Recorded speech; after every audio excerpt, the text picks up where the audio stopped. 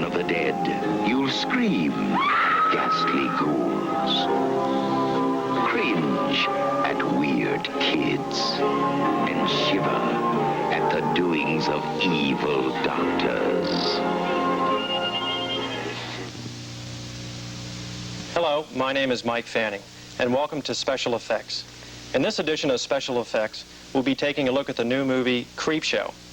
The movie features a lot of current Hollywood stars like E.G. Marshall, Adrienne Barbeau, Hal Holbrook. But the real star of the picture may be the man sitting next to me, Tom Savini, makeup man extraordinaire. Today we're going to be talking with Tom about the movie CREEPSHOW and some of his work on other movies. CREEPSHOW is an anthology of horror shows, and it's based on the old EC comics, the 1950 pulps. The movie seems kind of playful in its special effects, and I'm wondering how you achieve that. Could you give us some insight on that? You mean why it's so playful? Yeah. How it's playful? Well, I think the script had a lot to do with that, because it was written by Stephen King. He's a playful guy. Sitting with Stephen King is like sitting with a 13-year-old kid, and you're talking about monsters and, you know, and Twilight Zone and things like that. And he's a multimillionaire, but it's like dirty T-shirts, purple boots, you know. But anyway, I think it's in his writing. He writes the way. It's very personal. If you've ever read any of his stuff, it's like the words he uses, and they're all in CREEPSHOW, well, plus the fact that it's a comic book, you know. And well, one of the things I noticed about the film was that there didn't seem to be a lot of gore splattering around. No. And it seemed that there was an illusion there, and it wasn't as awful as we might seem to think it was. And I'm wondering, what did you exactly do to achieve that type of effect? Well, again, it was in the script. A lot of it was left up to the audience's imagination. The current trend in splatter movies, if I may, is like they want to show you everything, you know. They leave nothing to the audience's imagination. There is some gore in CREEPSHOW, but in CREEPSHOw, we use it to establish a horrific effect. Then later on, we have the same monster doing and attacking somebody else, but we don't show you. Now, since you've already seen the attack on the other person, how grisly it was, you're about ready to turn your eyes when Fluffy, the monster, attacks again, but we don't show you. So you imagine it, and you imagine it more horrible than perhaps we can create it, you know, based on what you saw before. When we show you everything, that's it. That's all you ever see, and that's all your mind ever, sees. But when your mind does it itself, it's like seeing an abstract painting that you complete. You know, you make it a little more beautiful or a little more horrible. You know. Well, when you look at a script and you see it calls for certain creatures, what is the type of collaboration that goes on between you and the other creative people on the set? How do you decide what exactly you're going to do with one of your creations? Well, that's the fun of it. Like in CREEPSHOW, I've never made cockroaches burst out of a guy before. You know, the fun is inventing how to do that. With Fluffy, I wish I could recall the lines in the script. They said, we see a blur of fur, or we see a flash of teeth or something. That's all that was in the script, so that's the fun. My job was to invent how Fluffy should look. Now, I didn't want to make his mouth 3 feet wide because maybe we wouldn't accept that as being a real creature. But if I made him ape-like or demonic, a demonic ape-like thing, or a Tasmanian devil, let's say, with a bigger mouth, but not such a big mouth, that's a little more believable. I knew he had to be old. I knew he had to be evil-looking and not funny-looking. Well, one of the things... So anyway, I did a bunch of sketches. I had other artists do a bunch of sketches, and I submitted them all to George and Stephen King and Richard Rubenstein, the producer, and they picked my sketches, and so I went from there. I've read that you use such esoteric things as yak's hair, Rice Krispies, model airplane parts. I mean, how do you think these things up? Well, I look at the thing, and I say, now, what would scare me if I had to turn suddenly and see him sitting there? And I would do that. I would turn and picture him sitting there. And if he wasn't scary, I would keep turning until, well, what does he need? Does his eyebrows need to come down at more of an angle? You know, what do I need for me to see to be scared? And that's what the audience needs to see. So, well, getting back to the esoteric things, the materials like this creature over there, the skull thing is Rice Krispies, corn chips, weeds from outside. I knew if a guy has been buried for 7 years and he comes back from the dead, he can't look all neat and slick, and my sculpture was looking neat and slick. So how do I make him look all crusty with globules of fungus and stuff? And we had Rice Krispies for breakfast one time, so I said, let me try this, and mixed it up with some latex and some color, and it worked. So that's why it's on there, you know. Goodies, we call these new goodies that we find. I use surgical gloves inside of Fluffy's cheeks, you know, to puff the, well, I don't really, it's condoms in there. I don't know if we can say that, you know, for his cheeks to puff out. And they've been in there 2 years and they're still working, so it's just a matter of things around the house, you know. Well, that brings me to another thing.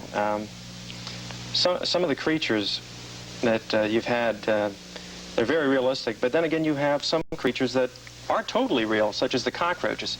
Now, one repellent scene in the movie has all these cockroaches coming everywhere. Now, how did you get all these cockroaches, and how did you keep them under control? I'd rather not talk about that, Mike. No, because I hate bugs. I mean, you hold up a spider, and you can have anything I have. You know, I'm just scared to death of spiders. Or razor blades, you know, they get me. The cockroaches were collected by two entomologists, Ray Mendez and David Brody. They went to Trinidad into these caves, and their stories about how they collected these roaches are scarier to me than any horror movie. I mean, it was really, I would never go in this cave. But anyway, those two guys went there. They collected these giant cockroaches, brought them back to Pittsburgh. They had a trailer, bug motel, roach motel they call it, and they raised these roaches in these big garbage cans. And there's no way to train cockroaches. They would just release them, and hopefully they would do what we wanted them to do within the scene, like all head toward camera 2 or, you know, whatever. So they were real. Also, I don't want to give away this, but hope by now the movie. We'd love to have one secret. The movie's been out, but when you see the scene at the end when they all came out of E.G. Marshall and the room is filling up with cockroaches, most of them are raisins and peanut shells that have been sprayed brown, and then we just dumped about 3,000 or 4,000 on top of all them. So if you see this big mass of stuff and all these roaches are moving around on top of it, the illusion is that the whole room is filled with roaches, you know. Ah, there you have it. Another illusion. An exclusive for special effects. One thing I wanted to ask you about is the effect that other makeup artists have had on your career. Lon Chaney, for instance, the man of 1,000 faces. He has had a great influence on your career, and I was wondering if you could tell me how he started you out. The reason I'm doing any of this is because of him. I saw a movie when I was 13 called Man of 1,000 Faces. That was what they called Lon Chaney. Kids in school used to say, "Don't step on that spider, it might be Lon Chaney." Really, because Lon Chaney was a silent screen star. In silent movies, the only tool an actor had to convey emotions was his body, his physical appearance, and what he did with it. His hands, his face, you know, they were always exaggerated.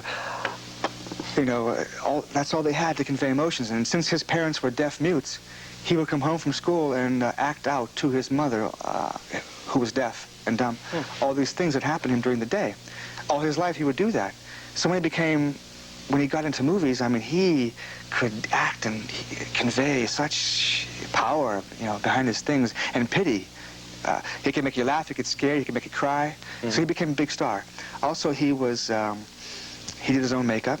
He did his own stunts, and he was this fantastic actor. And I wanted to be Lon Chaney. When I was 13 years old, sitting in that theater, it wasn't like, oh, well, that's interesting. I'd like to try that someday. Or, I think I'll be a makeup artist when I grow up.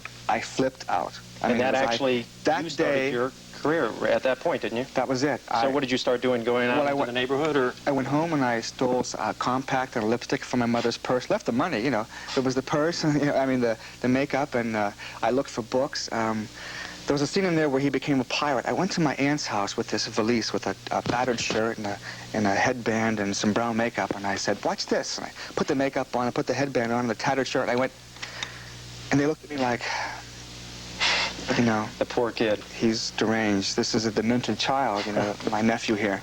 They didn't understand I was being Lon Chaney, because I really flipped out.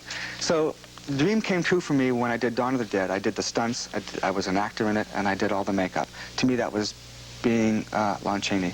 Now, I understand that you have a modern-day idol in Dick Smith. Dick Smith. And might I ask, too, is there a camaraderie among makeup artists nowadays? Absolutely, absolutely. Dick Smith is the best makeup artist there is in the world. Rick Baker is next. Rick Baker won the Academy Award last year for American Werewolf. But Dick Smith invents a special effect technique, a blood formula, a latex appliance formula. He'll type it up and he'll pass it on to Rick Baker, who will pass it on to Rob Bottin, who will pass it on to me. And then we improve on it and give it back when Dick Smith gets it back, and it's like you know, it's improved, and that it helps him. Also, it keeps the quality of the makeup in the movies today high, which is what he wants to do, Dick Smith. And there's no secrets. I'll call Robo Teen and say, how did you do this? And he'll tell me, and I'll use it on my movie. And if he wants to find out how I blew up a head or something, he'll call me and I'll tell him, you know. He hasn't, but I'm just saying, there is a camaraderie among the artists today. I had read that you felt that your work on Creepshow would help eliminate that unwanted nickname that you have as King of the Splatter Makeup. Yes, the Splatter King.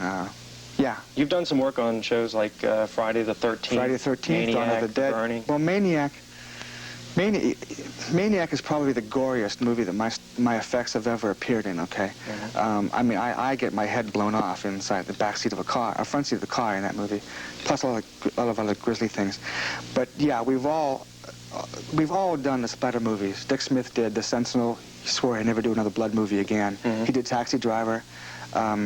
Rick Baker did The Incredible Melting Man. He was ripping heads off, and he no longer will do any splatter movie. He'll pass it on to somebody who maybe will write him a letter and show him pictures of their gore stuff. And they've gone on to now making monsters. I am lucky enough that I got to do Creepshow, where I can now do these monsters and get away from the splatter stuff. I mean, there's some gore in Creepshow, very little, but I hope to get my name disassociated with splatter.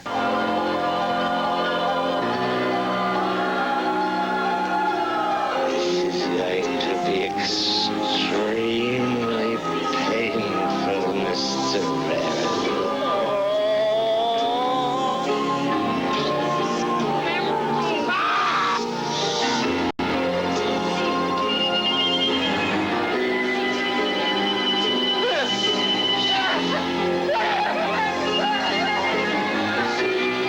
No, this is going to be an entirely new experience. This particular creature right here is Fluffy number 2. Ah!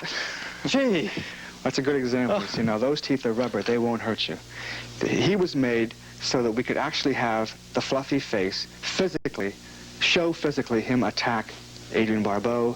When he bit the student under the staircase, the chunk that he bites out of the student was actually attached with Velcro to the roof of Fluffy's mouth. So he would make contact, and then when he moved away, the piece would come off in Fluffy's mouth and would pump blood into that area. Ah, so that is what are these teeth made out of? They're foam latex. I made a cast of the real Fluffy head here, of his teeth, like a dentist would. And I just poured foam latex in that mold and baked it in an oven. And his tongue, see now in the other head, the tongue helps to hide the actor's chin and lower lip in there, because the mouth opens when the actor moves his lower jaw up and down. It presses on a cup that opens the mouth. Right. And these are the way he had special lenses that looked like this in his eyes.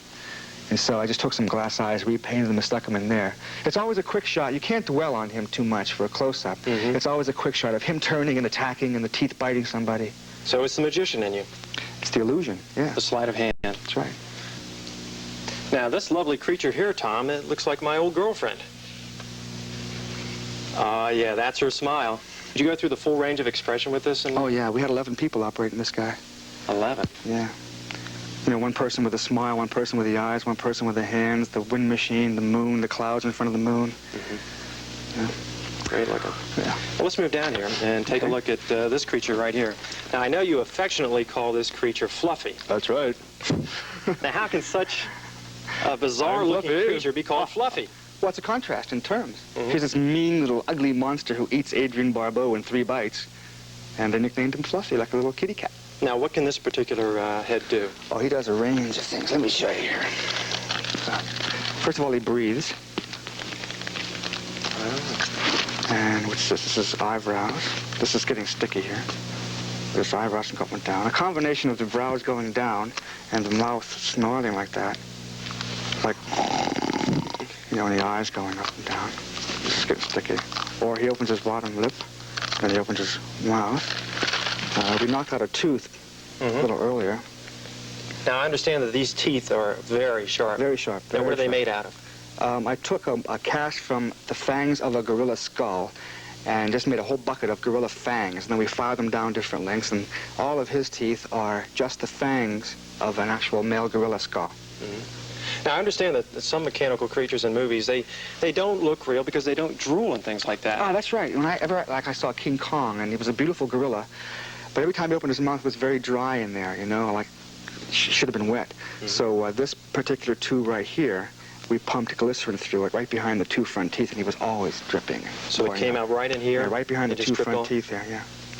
And the actor wore this. He had special lenses in his eyes so that the monster's eyes were actually the actor's eyes, so he could move the eyes around, and he would open the mouth. Mm-hmm. All the other expressions were operated off camera.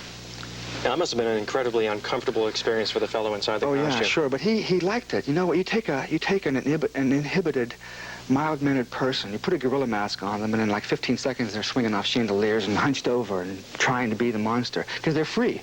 Nobody knows who they are, they can get away with anything, and they're this gorilla. They become the mask. Well, he loved being this 3 foot high Tasmanian devil, and also every 15 minutes we had to take the eyes out, just for his own comfort. Mm-hmm. Sometimes he wouldn't let us do it because it would have meant taking the whole head off. He just wanted to stay, you know, as the monster. And this is only one of 3 fluffies that you did for the movie? Right. There was. Why 3? Well, for the attack scenes we had a puppet fluffy, and for the underwater scene we had to make a head. I didn't want to put this underwater, so I built another head and put a scuba regulator inside, so the actor, when he was in there, he just wore the mask and the hands so he could breathe, you know, and so we wouldn't destroy this mask. That's why there was a 3rd fluffy. I see. Why don't we move down to this creature right here? Okay. And I think I recognize that old fellow there. Yeah, this is Nate's corpse, the guy that says, "I want my cake." Bedelia. See this stringy stuff in the mouth? Yeah. What's that? This is, well, it's just latex, but we did this because the movie is from the EC comic books. And every time there was a nasty creature, an ugly guy, he had this stringy stuff in his teeth. So, I mean, half of it's gone right now, but the actor wore this and he could open and close the jaw, except for the maggot scene. He wouldn't put this on and let us put maggots on it. I didn't blame him. I said, don't do it. So we got this girl to do it for the scene, the close-up of when the maggots are on it. Now, what are some of the items that went into making up this creature? I think I saw some Rice Krispies. These are Rice Krispies. And this is all acrylic paint. And latex and cotton and yak hair, and it looks hard, but this is all foam rubber. This bony substance is sculpted and then reproduced in foam. How about the teeth there? The teeth are real teeth that a dentist would use in making a dental plate for somebody. They're plastic, acrylic, and they were part of the sculpture when I made it, and then just added them in later when I had the foam out of the oven. That's charming. Well, let's move on down. My God. This is, if you've seen Friday the 13th, this is the Betsy Palmer head that is chopped off at the end of the movie. It's a quick shot where Betsy Palmer assumes the expression of the fake head as the machete swings, and we cut back to her, it's the fake head, and then it just gets slopped off. Jeez. Now, did you have to make a mask of Betsy Palmer for that? Sure, she was great.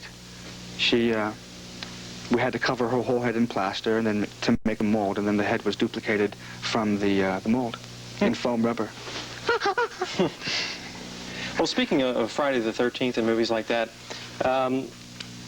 what's your philosophy on gore on the screen? How do you feel about that? Well, I don't know if this is psychologically sound or not, but when I was a kid growing up and watching TV and movies, let's say there's the Lone Ranger, and here's the Lone Ranger with a .45, and he'd shoot somebody, and they went, oh, and they fell down. Neat, slick, murder wasn't ugly, it was easy, you know? Today, you got to turn your eyes away from the screen. We show the gore and the blood the way it really was, you know. And like again, I don't know if it's psychologically sound, but I think the more we condition kids that it's ugly and hideous and nasty, that it's a turnoff, you know. I hope. Well, as far as your work on these movies, you've actually turned down some movies, haven't you, that feature excessive gore? Sure. The crazy, ugly maniac that rapes and kills pretty women in the woods, I turned that one down. No, that's not a real movie. But they're getting that blatant, so obvious. I got a script the other day called The Bloodthirsty Monster. I got one called The Blind Date, where this guy pushes his girlfriend's face into a Cuisinart, you know? But that's the difference. That's the only difference between the wave of splatter movies that was happening, was the murder weapon, you know? The murder, it was always killing these independent people, you know, but the difference was the weapon, a pitchfork, shears, a Swiss Army knife, you know. They overdid it. Now, you have worked before in Well, you were actually a combat photographer in Vietnam, and you've been credited by some people as having anatomical correctness in a lot of your creatures. Yeah. Did any of that come through your Vietnam experience? Oh, sure. But some people said that that began my interest in gore. When I see something gory on the screen and I go, ah, beautiful, it wasn't because it was gory. It was because it worked. It was an illusion, a magic trick, a technological thing that worked, you know, and maybe that's why I'm so detached from it, because that's how I see it. So when I'm showing people this stuff and my artistic achievements, and they go, boy, you're sick, you know, you're demented, you know. And when you refer realize to yourself sometimes as a magician. That's right. What you're doing is a sleight of hand. Just a magician. I'm using mechanical devices and misdirection on this blank screen that you see and fooling you. I mean, that's all I think I'm doing is like fooling people. However, being in Vietnam gave me first-hand anatomical knowledge, let's say, okay? There's a difference between the real thing and a fake head or something, okay? This isn't a good example, but there's a feeling that you get. It's a visceral feeling when it was a real human being that this happened to. It's really, you know, if I don't kind of feel that when I'm creating something, that realism, it's not real enough to me, you know? And that's, I guess, why I have this Splatter King thing, you know. It's like my stuff is realistic. I know there are a lot of aspiring makeup artists out there, a lot of kids that have watched you, have read about you in magazines. What kind of advice can you give to these kids out there? Well, if they sculpt and if they can sketch, that's a great help to them. If not, it's going to be a problem, but not really, because you can get other people to storyboard things for you. If you're not a sculptor, I would suggest taking blobs of clay and moving it into shapes and seeing, you know, it'll teach you just by doing that. You've got to get Richard Corson's book on stage makeup, which is the Bible of basic makeup. There's some effects in that book too, foam latex, how to cast a head. That's required reading. You got to read that and know what you're talking about there. Take pictures of everything, keep those pictures, find out where and when pre-production is starting on certain films, send those pictures in, because they work from files like that. They look at your work, they call you in and look at it. Being in the right place at the right time is how I did it. I mean, I was just lucky. I was in Pittsburgh, George Romero lives there, he did movies, I went down there, hey, sure, we'll hire you. Showed him my portfolio, and that was that. And Tom, I've got to thank you for being here. My pleasure, thank you. And I look forward to your next project with a lot of anticipation. Thank you. And we're going to say goodbye for now, and I hope you join us next time for Special Effects.